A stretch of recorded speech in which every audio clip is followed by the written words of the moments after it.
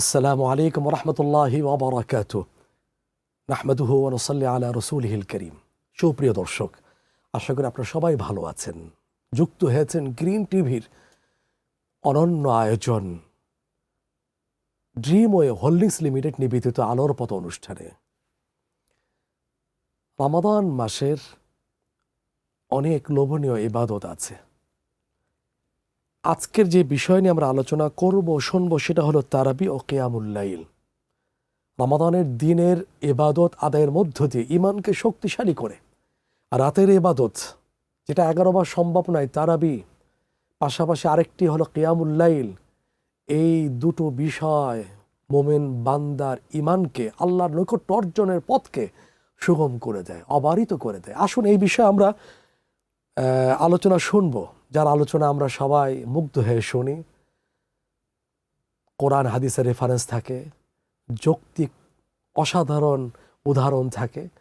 সেই সম্মানিত মোহতারাম হচ্ছেন আমাদের প্রিয় ভাই মোহতারাম মাওলানা সানাউল্লাহ জামালি হাফিজাহুল্লাহ তাআলা এবং মাননীয় খতিব হজরত শাহনুরী রহমতুল্লাহ আলী জামে মসজিদ। মোহতারাম, স্বাগত জানাচ্ছি আজকের এই আয়োজনে মূল্যবান সময় দেওয়ার জন্যে। বারাকাল্লাহ ফিক। ওয়াইয়াকা আইদান। আপনি অবগত হয়েছেন আজকের আমাদের টপিক হচ্ছে তারাবি ও কিয়ামুল লাইল। দুটো বিষয়, কিন্তু আপনার কাছে প্রথম আমাদের প্রশ্ন হচ্ছে তারাবি নামের অর্থ কী এবং কেন রমাদানে এই তারাবির সালাত আদায় করা হয়, পড়া হয়?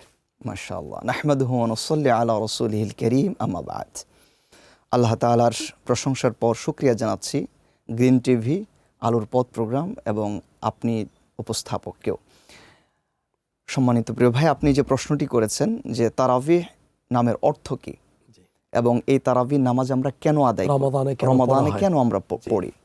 তারাবিহ শব্দটি বহুবচন, এটার এক বচন সিঙ্গুলার হচ্ছে তারাবিহাতুন, যার অর্থ হচ্ছে বিশ্রাম গ্রহণ করা। আর এর প্লুরাল হচ্ছে তারাবিহ, বহুবচন হচ্ছে তারাবিহ, অর্থাৎ বিশ্রাম সমূহ। তো তারাবিহের শাব্দিক অর্থই হচ্ছে বিশ্রাম। কেন এটা বলা হয়? কারণ সাহাবায়ে কারাম যখন তারাবিহের নামাজ আদায় করতেন, প্রতি 4 রাকাত অন্তর অন্তর ওনারা বিশ্রাম গ্রহণ করতেন। এই জন্য এই বিশ্রাম করতেন যে তারাবিহাতুন শব্দটা, শেষে তারাবিহ মানে বহুবচন, ওনারা 2-এর অধিক বিশ্রাম গ্রহণ করতেন। এই জন্য এটা নামই হয়ে গেছে তারাবিহের নামাজ। এটা ছিল এটা শাব্দিক অর্থ তারাবিহের। এবং তারাবিহ আমরা কেন রমাদানুল মুবারকে আদায় করি, এটা রাসূল সাল্লাল্লাহু আলাইহি ওয়াসাল্লামের সুন্নাহ এবং সুন্নাত খুলাফায়ে রাশিদিন আল মাহদিয়িন, এই জন্য আমরা পড়ি। এটি রাসূল সাল্লাল্লাহু আলাইহি ওয়াসাল্লাম রমাদানুল মুবারকে তারাবি পড়তেন এবং পরবর্তীতে খুলাফায়ে রাশিদিন সহ সাহাবায়ে কেরাম, তাবেঈন, তাবেউত তাবেঈন এবং আজ অবধি এই সুন্নাহটা চলে এসেছে, ইজমাও হয়েছে সাহাবায়ে রাদিয়াল্লাহু আনহুম, মানে ঐক্যমত। এবং বিগত 1400 বছরের ইতিহাসে মক্কাতুল মুকাররমা এবং মদিনাতুল মুনাওয়ারাতেও এই তারাবি চলে এসেছে। মাশাআল্লাহ। এই জন্য আমরা এই তারাবিটা রমাদানুল মুবারকে আদায় করি। জাযাকাল্লাহু খাইরান। এরপরে প্রশ্ন হচ্ছে কিয়ামুল লাইল কি? যেহেতু আজকের বিষয়ের দ্বিতীয় অংশ, এটি কবে সর্বাধিক ফজিলত সম্পূর্ণ বলে বিবেচিত হয়? না, চমৎকার প্রশ্ন যে কিয়ামুল লাইল কি এবং এটি কখন সর্বাধিক ফজিলত হিসেবে বিবেচিত হয়। কিয়ামুল লাইল এটি আরবি শব্দ। কিয়াম মানে হচ্ছে দাঁড়ানো, লাইল মানে হচ্ছে রাতে। মানে আরবিতে হাদিসের পরিভাষায় কিয়ামটা সালাতের সাথে যুক্ত হয়। কিয়ামুল লাইল মানে হচ্ছে রাতের নামাজ। এই নামাজের অর্থটি হচ্ছে তাহাজ্জুদের নামাজ। যেমন আল্লাহ পাক কোরআন হাকিমের মধ্যেও রাসূল আকরাম সাল্লাল্লাহু আলাইহি ওয়াসাল্লামকে রাতের এই নামাজের ব্যাপারে আল্লাহ পাক নির্দেশ দিয়েছিলেন, কুমিল লাইলা ইল্লা কলিলা নিসফাহু আও ইনকুস মিনহু কলিলা। আল্লাহ পাক এই রাতে আমাদের পেয়ারা রাসূল সাল্লাল্লাহু আলাইহি ওয়াসাল্লামকে কিয়ামুল লাইলের জন্য আল্লাহ পাক রাসূলকে নির্দেশ দিয়েছিলেন। তাহলে কিয়ামুল লাইল মানে হচ্ছে রাতের নামাজ, অর্থাৎ তাহাজ্জুদের নামাজ। তাহাজ্জুদের নামাজকেই কিয়ামুল লাইল বলা হয়। কিন্তু কেউ যদি বলার চেষ্টা করেন এই কথাটা কতটুকু সহি বা শুদ্ধ হবে, না তারাবি আলাদা না, কিয়ামও আলাদা না, দুটো একই জিনিস, সেটা আপনি কিভাবে বিশ্লেষণ করবেন? এটা অবশ্যই একই রকম না। যিনি এটার দাবি করবেন, আমি বলবো যে উনি সকল হাদিসকে একসাথে করে ব্যাখ্যা করছেন না। হয়তোবা উনি কোনো একটা হাদিসকে সামনে নিয়ে কথা বলছেন। যেমন একটা হাদিস দেয়া তারা দলিল দেন যে কিয়ামুল লাইল আর তারাবি একই জিনিস, কারণ রাসূল সাল্লাল্লাহু আলাইহি ওয়াসাল্লাম রমজানে কিয়ামুল লাইল করতেন এবং ওনারা সেটাতে দলিলও দেন যে 11 রাকাত রাসূল নামাজ পড়তেন। আম্মা জান আয়েশা সিদ্দিকা রাদিয়াল্লাহু তাআলা আনহা, ওনার থেকে একটি হাদিস এসেছে যেটি বুখারীতে এসেছে, কানা রাসূলুল্লাহ সাল্লাল্লাহু আলাইহি ওয়া আলিহি ওয়াসাল্লাম লা ইয়াজিদু ফি রমাদান ওয়ালা গায়রাহু আলা 11 রাকআ। আল্লাহ রাসূল রমজান 11 রাকাতের বেশি পড়তেন না। ওনারা বললেন এই যে দেখেন 11 রাকাত রাসূল নামাজ পড়তেন তাহাজ্জুদের, তো এটাই হচ্ছে কিয়ামুল লাইল। অথচ এই হাদিসের শেষ অংশ কিন্তু আছে যে আল্লাহ রাসূল রমজানের বাহিরেও এই একই রাকাত নামাজ পড়তেন, মানে 11 রাকাত পড়তেন। তাহলে আমাদের প্রশ্ন হচ্ছে, রমজানেও যদি এটা আপনি কিয়ামুল লাইল না বলে একই তারাবি বলেন, তাহলে রমজানের বাহিরে কি রাসূল তারাবি পড়তেন? তখন তো রাসূল তারাবি পড়তেন না। তাহলে এই হাদিসটা বোঝা যাচ্ছে এটি শুধু কিয়ামুল লাইল বলতে তাহাজ্জুদের নামাজ উদ্দেশ্য। অথচ তারাবিহের জন্য রাসূল সাল্লাল্লাহু আলাইহি ওয়াসাল্লাম নিজে নামাজ পড়িয়েছিলেন এবং রাসূল জীবনে 3 বার জামাতের সাথে এই তারাবিহের নামাজ পড়িয়েছিলেন। পরবর্তীতে এটি ফরজ হয়ে যাবে এই আশঙ্কায় আল্লাহ রাসূল সাল্লাল্লাহু আলাইহি ওয়াসাল্লাম তা স্থগিত করেছেন। কিন্তু সেই রাসূলের অনুমতিক্রমে সাহাবায়ে কেরাম এবং খুলাফায়ে রাশিদার প্রত্যেক সাহাবী এই তারাবিহের নামাজ আদায় করেছেন। সুতরাং তারাবি এবং কিয়ামুল লাইল, তাহাজ্জুদ এটা কখনোই এক নয়, আলাদা। আর যেটা 11 রাকাতের কথা বলে 8 রাকাত পড়তেন আর 3 রাকাত বেতের পড়তেন, মিলিয়ে 11 রাকাত। যে চমৎকার বলেছেন, হাদিস দিয়ে বিষয়টা স্পষ্ট করেছেন। এরপর আরেকটি বিষয় হলো মোহতারাম, যে রমাদানের শবে কদরের রাতের সাথে কিয়ামুল লাইলের সম্পর্কটা কি? চমৎকার প্রশ্ন। আমি মনে করি যে কিয়ামুল লাইল এবং শবে কদর এটা ওতপ্রোতভাবে জড়িত। কারণ কিয়ামুল লাইল এটি তাহাজ্জুদের নামাজ এবং শবে কদর এটাও রাতের ফজিলত বর্ণনা করা হচ্ছে। কারণ আল্লাহ রাসূল বলেছেন আল্লাহ পাকের কাছে 5টি রাতের গুরুত্ব সবচেয়ে বেশি। এক হচ্ছে ঈদুল ফিতরের রাত, দ্বিতীয় হচ্ছে ঈদুন নাহার, মানে যেটাকে আমরা ঈদুল আজহা বা বড় ঈদ বলি, ওইটার রাত, এবং হচ্ছে জুমার রাত, এবং হচ্ছে লাইলাতুন নিসফু মিন শাবানের রাত, শবে বরাতের রাত যেটাকে বলি, আরেকটি হচ্ছে লাইলাতুল কদরের রাত। এবং আল্লাহ পাক নিজেই এ রাতের গুরুত্ব বর্ণনা করতে যেয়ে বলেন, লাইলাতুল কদর খায়রুম মিন আলফি শাহর, এটা এমন এক রাত যার ফজিলত 1000 মাসের চাইতে বেশি। আর এই রাতে যেহেতু ফজিলত বেশি, ইবাদতের গুরুত্বও বেশি। সুতরাং এই রাতে ইবাদত এটা তো একটি বাঞ্ছনীয় কাজ মুমিনের জন্য। সুতরাং রাতে যেহেতু আমরা পাচ্ছি এই রাতের বারাকা, এবং রাতেই আল্লাহ তাআলার কাছে প্রিয় একটা ইবাদত হচ্ছে তাহাজ্জুদ, সুতরাং কিয়ামুল লাইল বা তাহাজ্জুদ এই রাতের সাথে ওতপ্রোতভাবেই জড়িত। আমরা যারা এই রাতে ফায়দা হাসিল করতে চাই, আমরা যেরকম একই সাথে তেলাওয়াত করব, ইস্তেগফার পাঠ করব, একই সাথে তাহাজ্জুদের মাধ্যমে, কিয়ামুল লাইলের মাধ্যমে এই রাতের ফায়দা হাসিল করতে পারি আমরা। সুতরাং বলা যাচ্ছে কিয়ামুল লাইল এবং তাহাজ্জুদ দুটি ওতপ্রোতভাবেই জড়িত। চমৎকার বলেছেন। আল্লাহ তাআলা আমাদেরকে উপকৃত হওয়ার তৌফিক দান করুন। সময় আছে এটা বিরতি যাওয়ার, ফিরে এসে আরও কিছু প্রশ্ন নিয়ে আপনার সামনে হাজির হব। প্রিয় দর্শক, চমৎকার আলোচনা আমরা শুনছিলাম, আপনারা উপভোগ করছিলেন। সময় হয়েছে এটা ছোট্ট বিরতিতে যাবার, ফিরে আসছি আরও কিছু গুরুত্বপূর্ণ প্রশ্ন নিয়ে। ততক্ষণ আমাদের সাথেই থাকুন।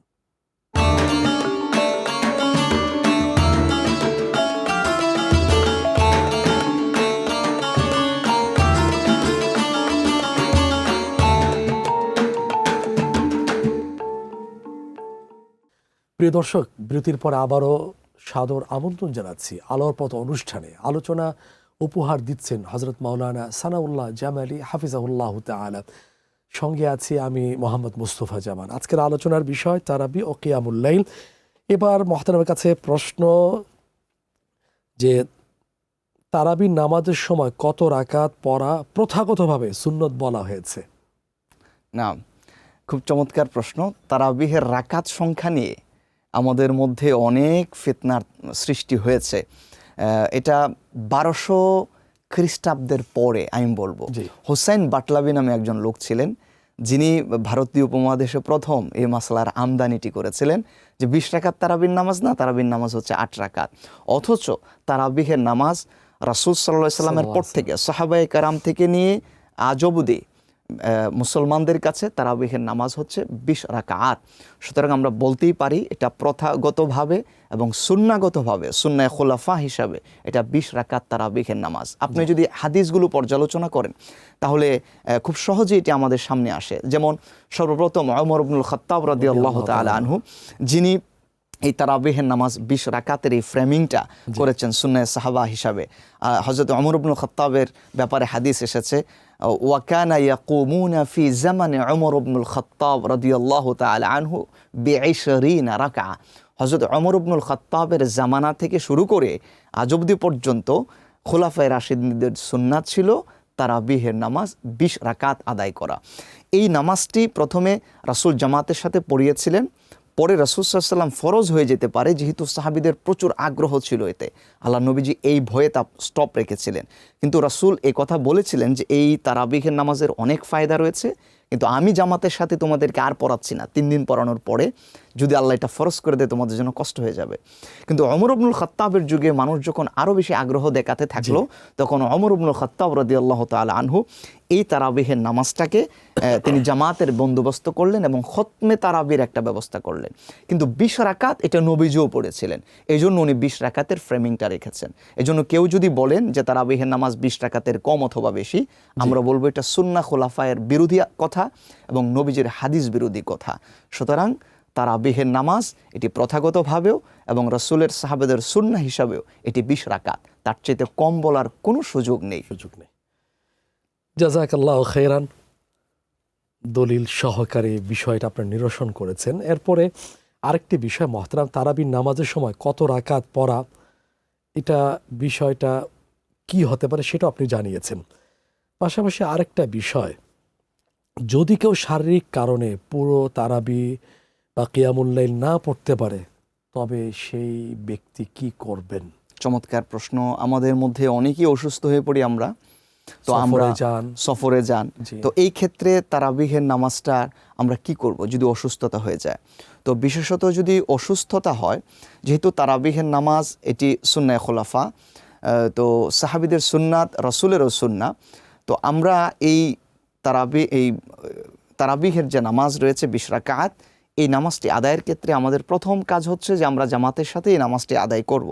এক্ষেত্রে যদি অপারগ হই, তাহলে আমাদের কাছে মূল মাসআলা রয়েছে সল্লু কিয়ামান, যে মাসালা হচ্ছে যে তুমি নামাজ পড়বে দাঁড়িয়ে, আর যদি তুমি অক্ষম হও ফাকুউদান, তাহলে তুমি বসে আদায় করবে।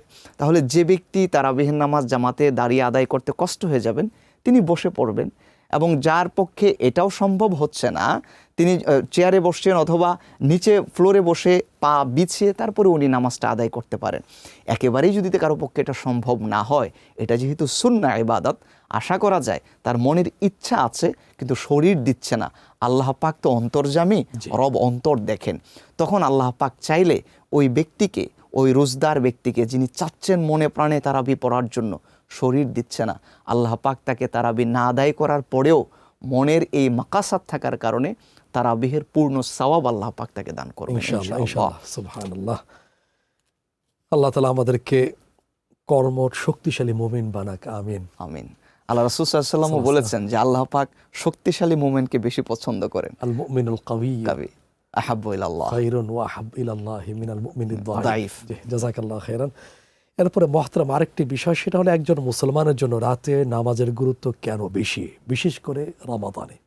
না, চমৎকার প্রশ্ন, যে রমাদানুল মুবারক মাসে রাতের নামাজটা একজন মুমিনের জন্য কেন বেশি গুরুত্বপূর্ণ? সারা বছর বিশেষ করে রমাদানে। হ্যাঁ, প্রশ্নটার মধ্যেই রয়েছে যে বিশেষ করে রমাদানে, তার মানে বোঝা যাচ্ছে অন্য সময় এটি গুরুত্বপূর্ণ, তবে বিশেষ করে রমাদানে কেন গুরুত্বপূর্ণ হবে? রমাদানুল মুবারক মাসে গুরুত্বপূর্ণ হওয়ার অন্যতম একটি কারণ হচ্ছে, কিয়ামুল লাইল যখন পড়তে হয় ঠিক ওই টাইমটাতে আমরা প্রত্যেকেই সজাগ হই সাহারি খাওয়ার জন্য।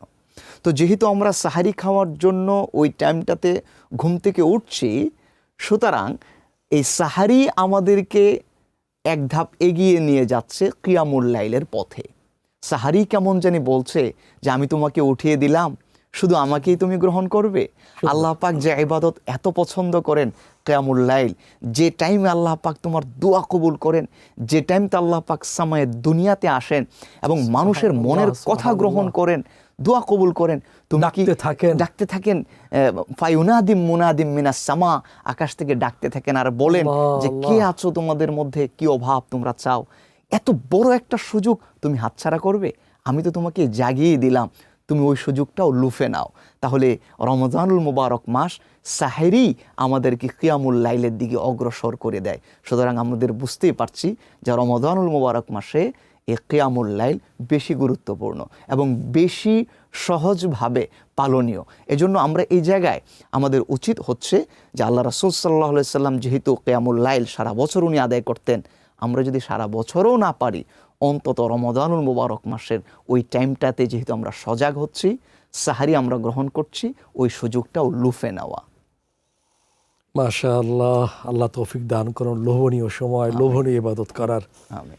এরপরে সর্বশেষ আরেকটি প্রশ্ন মোহতারাম, তারাবি ও কিয়ামুল লাইল নামাজের সময় মনোযোগী ও খারাপ অভ্যাস থেকে বিরত থাকার গুরুত্বটা কি একটু জানাবেন মেহেরবানি করে। তারাবি এবং কিয়ামুল লাইলের সময় মনোযোগ কিভাবে আমরা ধরে রাখবো বা অমনোযোগী থেকে আমরা কিভাবে হেফাজত করব, অভ্যাস থেকে আমরা কিভাবে এটা হেফাজত করব। প্রিয় ভাই, এই বিষয়টা খুব জরুরি। আমরা অনেক সময় দেখি যে তারাবিহের নামাজে মুসল্লিরা অনেক আগ্রহ দেখান, এটা আলহামদুলিল্লাহ খুবই প্রশংসনীয়। কিন্তু আসার পরে আমরা মনোযোগহীনতা দেখি, অমনোযোগিতা পরিলক্ষিত হয় মুসল্লিদের মধ্য থেকে। অনেকেই দেখা যায় যে নামাজ যখন ইমাম সাহেব দাঁড়িয়েছেন, সূরা ফাতিহা পড়ছেন, উনি তখনও বসা আছেন, উনি অপেক্ষা করছেন, এরপরেও তারও 2-3 পৃষ্ঠা উনি পড়বেন, তো তিলাওয়াতটা শেষ করুক, ঠিক ওই টাইমে উনি উঠবেন এবং তাকবীরাতে হারিমা বলে রুকুতে চলে যাবেন। কেমন জানি মনে হচ্ছে যে নামাজের ওই জায়গাটা ওনার কাছে বিরক্তিকর। এটা নামাজের অমনোযোগিতার বহিঃপ্রকাশ। এজন্য আমাদের উচিত হচ্ছে তারাবিহের নামাজটা তাকবীর উলা যখন দেওয়া হচ্ছে তখন থেকে নিয়েই আমরা এটা আদায় করব। এই ক্ষেত্রে আমাদের মনোযোগিতাটা ধরে রাখার জন্য কি আমাদের পদ্ধতি হতে পারে? পদ্ধতি হতে পারে আমাদের মাইন্ড সেট আপ করা। কিভাবে আমরা মাইন্ডটা সেট আপ করবো? আমরা যখন তারাবির নামাজ পড়ছি আমাদের এটা মাথায় রাখতে হবে, আমরা খতমে তারাবি যেখানে পড়ছি অথবা তেলাওয়াত তো হচ্ছে, প্রত্যেকটা হরফে তো আমরা 10টা করে নেকি পাচ্ছি, তাই না? তাহলে যিনি ইমাম নামাজ পড়ছেন, ফাতিলাওয়াতুল কুরআন ইমামে লাহু কিরাআতুন, ইমামের কিরাআতই তো মুসল্লির কিরাআত। মুসল্লি যখন তাকবীরাতে হারিমা বললো তখন উনি ইমামের মুক্তাদি হয়ে গেল, তখন উনি তেলাওয়াতটা যখন শুনছেন ইমামের কিরাআত হিসেবে উনিও সওয়াবটা পেয়ে যাচ্ছেন। এজন্য আমাদের মাইন্ড সেট আপ করতে হবে যে নামাজের আমরা তেলাওয়াতটা মনোযোগের সাথে শুনবো, তাহলেই আমাদের অমনোযোগিতা থেকে বেঁচে থাকা যাবে তারাবিহের ক্ষেত্রে। এবং কিয়ামুল লাইলের ক্ষেত্রে এটা আমাদের বুঝতে হবে যে আমি এমন একজনের কাছে তখন চাচ্ছি যিনি আমার কথা শুনছেন, ডাকছেন, তখন আল্লাহকে দেখছি, এটা ফিল করে আমরা তখন দাঁড়াবো, তাহলে তখন মনোযোগ ধরে রাখা। জাযাকাল্লাহ খাইরান, জাযাকাল্লাহ খাইরান। আপনি যেভাবে আমাদেরকে তৈরি করছেন কথার ফুলঝুরি দিয়ে, চমৎকার চমৎকার উদাহরণ দিয়ে, আল্লাহ তাআলা আপনাকে উত্তম বিনিময় দান করুন। আমিন ওয়া বারাকাল্লাহু ইদান ওয়া ইয়াকা আইদান। প্রিয় দর্শক, আমরা আজকের তারাবি ও কিয়ামুল লাইল বিষয়ে চমৎকার আলোচনা শুনছিলাম। আসুন না আমরা মাহে রমাদানের রাতগুলো তারাবি ও কিয়ামুল লাইল আদায়ের মাধ্যমে জীবন্ত রাখি, গুনাহ মাফের সুযোগ হিসাবে গ্রহণ করি, আর আল্লাহ দেওয়া এই মূল্যবান জীবনটাকে আল্লাহর সন্তুষ্টিতে নিবেদিত করি। আল্লাহ তাআলা সেই তৌফিক আমাদেরকে দান করুন, আমিন। যারা শুরু থেকে শেষ পর্যন্ত সংযুক্ত ছিলেন সবার প্রতি কৃতজ্ঞতা জানিয়ে বলছি হৃদয়ের গহীন থেকে জাযাকুমুল্লাহু খাইরান। আসসালামু আলাইকুম ওয়া রাহমাতুল্লাহি ওয়া বারাকাতুহু।